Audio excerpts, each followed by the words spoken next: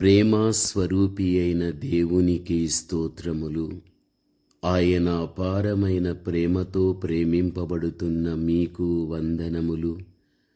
2026 July 24వ తారీఖు ఏర్పరచబడిన దైవవాక్యం Hebrew 12వ అధ్యాయం 1-2 వచనములు. విశ్వాసమునకు కర్తయు దానిని కొనసాగించువాడైన యేసువైపు చూచుచు మన ఎదుట ఉంచబడిన పందెములో ఓపికతో పరిగెత్తుదము. ఈ వాక్యాన్ని మనము చూడగలిగితే మన చూపు యేసు మీదనే ఉంచాలి అని తెలియపరుస్తూ ఉన్నది.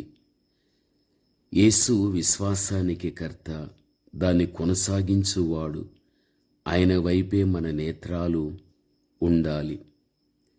యేసు వైపు చూస్తూ ఆయనను వెంబడిస్తూ ఎప్పుడైతే మనం ఉండడం జరుగుతుందో మన జీవితం ఆయన వంటి జీవితంగా ఉండడం జరగగలుగుతుంది.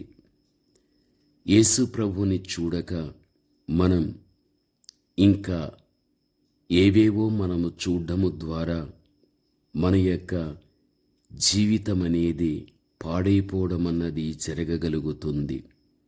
బైబిల్ చెబుతుంది, ఆయన తట్టు చూడగా వారికి వెలుగు కలిగెను, వారి ముఖములెన్నడూ లజ్జింపకపోవును అని కీర్తన 34:5లో చూడగలం.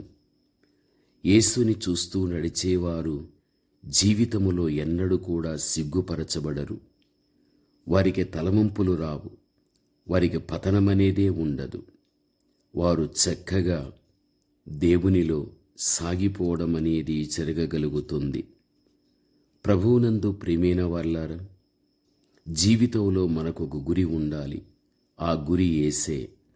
సామాన్యంగా మనము యేసును వదలి మన సమస్యల తట్టు, అనారోగ్యము తట్టు, అశాంతి తట్టు, అపజయము తట్టు, ఆర్థిక ఇబ్బందుల వైపు చూస్తూ ఉంటాము. కానీ వాక్యం ఏం చెబుతుంది అనగా, ఎటు చూడమంటుంది అనగా, యేసు వైపు చూడమంటూ ఉన్నది. యేసు వైపు చూస్తే వాటిని భరించే శక్తి కూడా మనకు రావడం జరగగలుగుతుంది. దేవుని యొక్క వాక్య భాగములో మనము చూడగలిగితే, ఏశావు యాకోబు అన్నా తమ్ముడు. ఏశావు జ్యేష్ఠుడు. అతనికి జ్యేష్ఠత్వపు హక్కులు, ఆశీర్వాదాలు ఎన్నో ఉన్నాయి. అవన్నీ వదులుకొని భ్రష్టుడయ్యాడు. ఒక దినం అతడు వేట నుండి తిరిగి వచ్చేసరికి అతని తమ్ముడైన యాకోబు కలగూర వంటకము వండుకుంటున్నాడు. ఏశావు ఆకలితో వచ్చాడు. గిన్నెలోని కూరను చూశాడు. ఆ కూర రంగురంగులతో ఆకర్షణీయంగా కనబడగలిగాది. అది తినాలని ఆశ కలిగింది. ఆ ఆశను తీర్చుకోవడం కోసం తన తమ్ముడికి తన జ్యేష్ఠత్వాన్ని ధారపోయగలిగాడు. ఇది ఆదికాండం 25వ అధ్యాయం 29, 34 ఆ మీదట మీరు చదువుకోనండి. అతని కన్నులు ఆ కూర మీద పడి అతనికి దేవుడిచ్చిన గొప్ప ఆశీర్వాదమైన జ్యేష్ఠత్వాన్ని తృణీకరించాడు. అలా అతని జీవితం కాగలిగాది. ఆ చిన్న ఆకర్షణకు గొప్ప ఆశీర్వాదాన్ని తాను వదులుకోగలిగాడు. చాలాసార్లు సాతానుడు ఈ రీతిగా మనను కూడా ప్రలోభపెడుతూ ఉంటాడు. తుచ్చమైన వాటి కొరకు ఆరాటపడి దేవుడిచ్చిన గొప్ప దీవెనలు మన చేతుల వదులుకునేటట్లుగా చేయగలుగుతాడు. చిన్న చిన్న వాటి కొరకు గొప్ప ఆశీర్వాదాలు పోగొట్టుకోవడం కూడా జరుగుతూ ఉండగలుగుతుంది. ప్రభువునందు ప్రియమైనటువంటి వారలారా, ఎక్కడ కానీ అలాంటి వాటికి మనం అవకాశాన్ని ఇవ్వకుండా మన ప్రభువును చూస్తూ ముందుకు సాగిపోవాలి. పేతురును మనము చూడగలిగితే శిష్యులు సముద్రం మీద దోణిలో పోతూ ఉన్నారు. యేసు నీళ్ళ మీద నడుస్తూ వారి వైపు వస్తున్నాడు. పేతురు చూచి తాను కూడా అలా నడవాలని ఉబలాటపడ్డాడు. యేసు ప్రభుని అడిగాడు. ఆయన దిగిరా అన్నాడు. వెంటనే దిగి నీటి మీద నడవసాగాడు. యేసును చూస్తూ నడవసాగాడు. కాని వెంటనే తన కండ్లను యేసు నుండి గాలివైపు మళ్లించడం, నీటిలో మునిగిపోవడం, ఆ తర్వాత అతని చెయ్యి పట్టి దోణి ఎక్కించడం, ఇవన్నీ కూడా మత్తయి 14:24-34లో చూడగలం. ఈ సంఘటనలో పేతురు యేసు వైపు చూచినంతసేపు నీళ్ళ మీద నడవగలిగాడు. తన చూపును గాలివైపు మళ్లించగానే నీటిలో మునిగినారంభించగలిగాడు. మరలా యేసువైపు కన్నులు మరల్చి ప్రభువా రక్షించుమని ఆర్తనాదం చేయగానే ప్రభువు చేయి అందించి రక్షించగలిగాడు.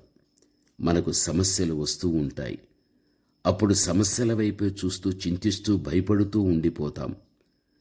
ఆ సమస్యలే మనను ముంచేస్తూ ఉంటాయి. కానీ ఆ సమయాన మన కన్నులు సమస్యల మీద నుండి యేసు వైపున మనం మరల్చి సహాయం అనేది కోరగలిగినట్లయితే తప్పనిసరిగా ప్రభువు మనకు సహాయం అందించగలుగుతాడు.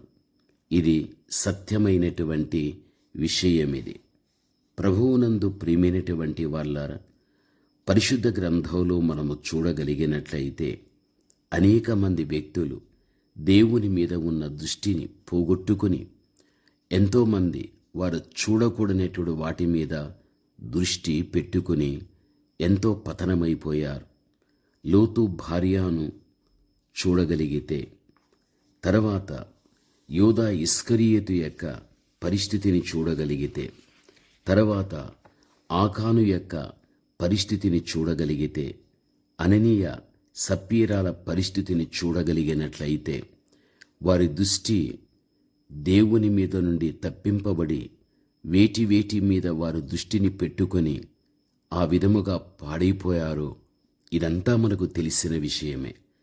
ఏది ఎలా ఉన్నప్పటికీ కూడా దేవుని బిడలైన మన జీవితంలో ఎక్కడ కాని దేవుని నుండి మన దృష్టి పోకుండా, వ్యర్థమైన వాటిని మన దృష్టి పెట్టుకోకుండా ఆయన వైపే మనము చూస్తూ సాగిపోయినట్లయితే దేవుని యొక్క గొప్ప ఆశీర్వాదాన్ని మనము పొందగలం. ప్రార్థన. పరమతండ్రి అయిన మా దేవ, భూమి మీద ఉన్నంతకాలం మీ మీదే తండ్రి మా దృష్టిని పెట్టుకుని మిమ్మల్ని వెంబడించేటువంటి కృప మా అందరికీ మీరు దయచేయండి. మీ బిడ్డలను ప్రత్యేకమైన రీతిలో దీవించండి. యేసు నామములో ప్రార్థిస్తున్నాము తండ్రి. ఆమేన్.